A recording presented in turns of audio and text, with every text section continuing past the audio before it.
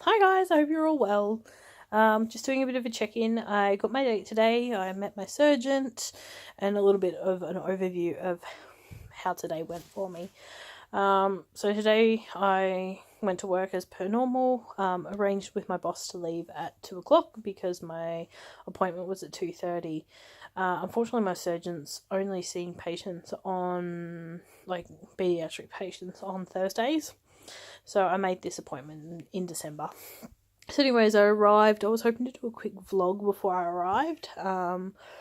Bit of an update of what had happened with the shakes and things like that, but I kind of saw that he was actually open and kind of just went straight in. So it's a little bit of a story time happening as well. It was a bit of back and forth. Short appointment that I thought was only going to be maybe half an hour. Get to go home, relax a little bit, maybe submit all my paperwork, turned into before I got home at 4:30. So it was almost like a 2 hour kind of thing. So I got in there, I met with my doctor's assistant, receptionist, whatever you would like to call her, and she pulled out my paperwork and just sort of had a bit of a refresher to where we're at, what we'd discussed before, had a quick jump on the scales. So I have lost weight. I'm only at 174.3 kilos now, which is really good. They're happy with the progression. I think my last appointment I was at 179.4 or something along those lines. And I also had a big lunch today, so I was pretty happy with that. We went through where we're at, what we were doing, when my private health matured, which is in March. So we went and did all that. That was all good. Then we proceeded to look at dates when I wanted to get done. I'm going on holidays, so I had to sort of work in around that. I still think I've picked the worst date in the history of dates. So my confirmed surgery date, well, actually to be confirmed because of where it is the 24th of April 2019. So it's 2 days after Easter Monday and the day before Anzac Day. So we need to confirm if the anesthesiologist is working. If not, then I'll probably have to be pushed back by about a month, because then in the May, most of the May, the doctors and stuff are on conference and they've got a fair bit on. So there'll be sort of a 2 to 3 week period where the doctors are blocked out because of conference. So we locked a date in. They started typing my letter up, but then she got sidetracked with a few other patients that had come in. The other receptionist wasn't in today to answer phones and stuff. So she gave me my pre-admissions form and sent me over to the actual private hospital, which is sort of at the other end of the street, effectively, to sort out sort of a pre-admission, book me in over there. And for some reason she seemed to think that I needed a quote from the private hospital. So I went over there, took about half hour or so to fill out all the paperwork, because it was double-sided paperwork for about 8 or 9 pages. I did that, booked it in. They told me 2 weeks beforehand I will have an appointment with the pre-admissions clinic just to go over my blood results, which I need to get done a few days prior to having that pre-admissions appointment. I got a referral from the surgeon, and then the day before the operation, I'll get the phone call saying this is the time you need to be here, this is where you need to fast. She advised if I am sort of fasting, especially for blood tests or anything like that, don't fast any longer than 12 hours apparently. Apparently it can mess with your bloods. So she said if you are going to get your bloods done at 8:30 in the morning, go at 8:30 at night, have a cup of tea and a biscuit, and then go get your bloods done sort of in the morning. So I went back there and she'd finished my letter. She'd seen off other patients. I was expecting to pay $200 to see the surgeon, but she turned to me and said, "You don't really need to see him. How about we just get a couple of signatures?" I'm like, "Oh, okay, that's fine by me." My surgeon is brilliant, but his bedside manner is he's very straight down the line. And he kind of scares me just a little bit. He's lovely. He's removed my appendix. He's done a few other emergency surgeries I've had done, and all that.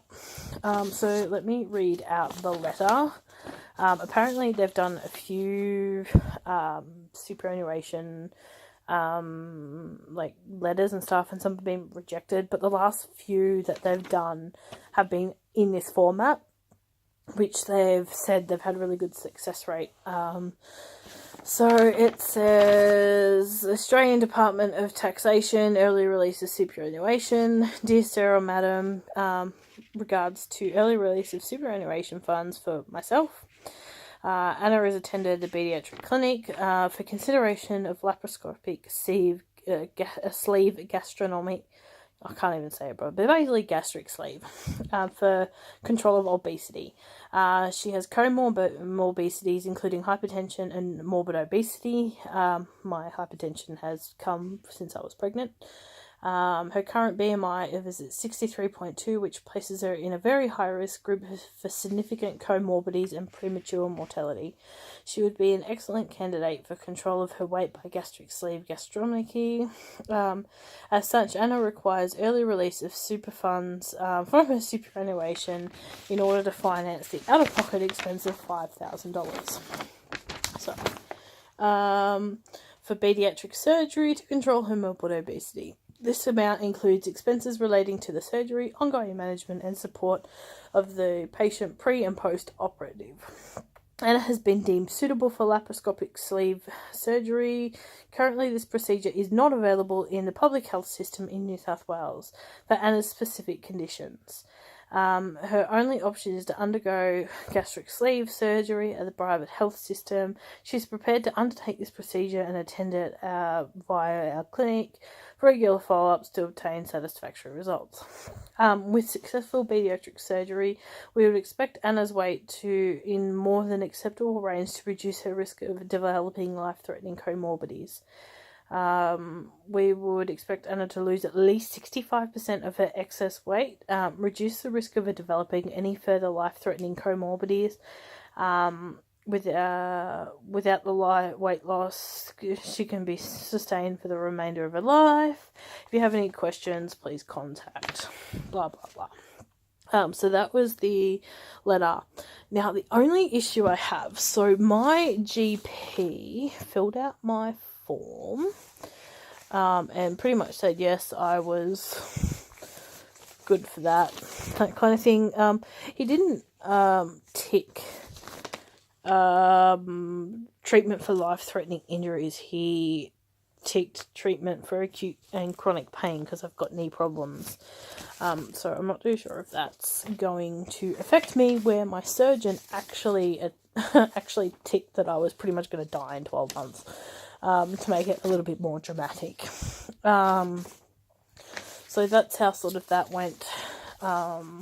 They gave me a whole heap of information. They gave me, obviously, my pathology. Also gave me, the information. Went over a bit on the Optifast, bit of the admission, everything along those lines. A little bit of information in regards to hair loss and weight loss surgery and what causes it. A few little what to use, what not to use, that kind of stuff. Then they went over the Optifast diet. So she told me if I want to keep taking shakes now and starting to lose a little bit of weight, good, go for it. Just make sure a few days before I start the Optifast, I go in and see them and weigh, just in case I've put weight on or I've lost weight or whatever. So we have pretty much like a starting weight. But she said if I ever feel that it's a chore to be having these shakes, to stop, because she doesn't want me to get bored and fail my pre-op diet, because that will deem me unsuitable for the surgery. So she went over so I have to start 2 weeks and 2 days prior to surgery, because my surgery is on a Wednesday. So she said start on the Monday. So basically I can have 1 cup of fruit and 2 cups of veggies a day, with all that kind of jazz that happens. I'll make another video on the Optifast version of that. So once I had left there, I headed straight back to my work. I worked sort of in an office, like just a small office, that kind of thing. So I just went straight back in, scanned all my paperwork, and went to submit my the superannuation. I found it a little bit hard. I had to log into the MyGov account after clicking on the link from the taxation office, and then I had to try find it, and after about 10 minutes I was getting really frustrated.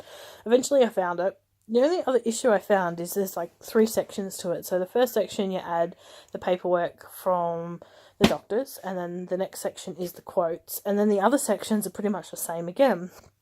So I went and did that, but it kept declining me, saying I needed more information. So I just pretty much doubled it up and put it all in, and we'll see. I mean, if I get declined, I get declined. So it's up to 14 days to hear back from them, so I'll keep you updated on that. Anyways, I have a really bad feeling I'm just going to be declined, because I reckon I filled out the forms wrong, and I just... if I have to, I'll ring them, but I really, really want to be approved for that. Which will be good, hopefully. But other than that, that was sort of my ordeal today. So good news is I've locked in a date. Shit got real. I literally feel like I've pooed myself. I'm scared, I wanted to cry, and I'm really hoping he can give me Valium or something prior to my surgery on the day so that I can be calm and relaxed, but we will see. Alright guys, I will do another video a little bit later, or even tomorrow, about the massive booklet he has given me of what to look out for and things like that for the upcoming. Anyways, if you have any questions, just leave them below. I know I don't have many subscribers or followers or whatever, not many people are watching my videos. This is mainly just for me to keep my sanity and look back on and understand what's happening. Alright guys, I'll see you all later. Bye!